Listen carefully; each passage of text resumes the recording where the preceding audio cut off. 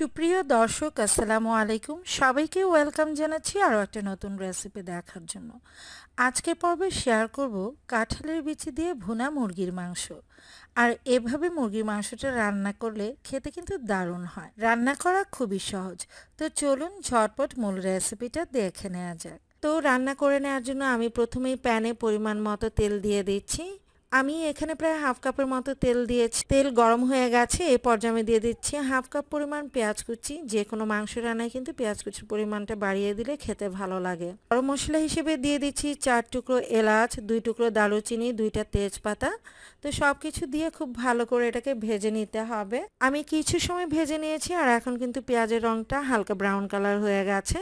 তো এই পর্যায়ে আমি দিয়ে দিব 1 চা চামচ পরিমাণ আদা বাটা, 1 চা চামচ পরিমাণ রসুন বাটা। আদা আর রসুন দিয়ে খুব ভালো করে ভেজে নিতে হবে, যাতে করে আদা রসুনের কাঁচা গন্ধটা থেকে না যায়। তো ভেজে নেওয়া হয়ে গেলে আমি এতে দিয়ে দিচ্ছি সামান্য পরিমাণে পানি।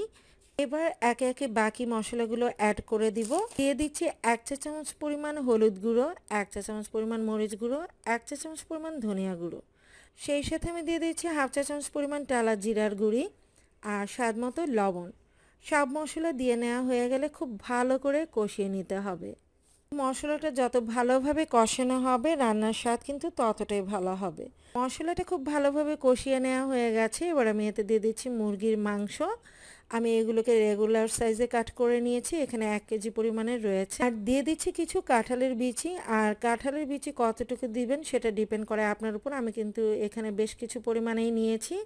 কাঁঠালের বিচি আর মাংসটাকে মশলার উপর খুব ভালো করে মিক্স করে এটাকে কষিয়ে নিতে হবে।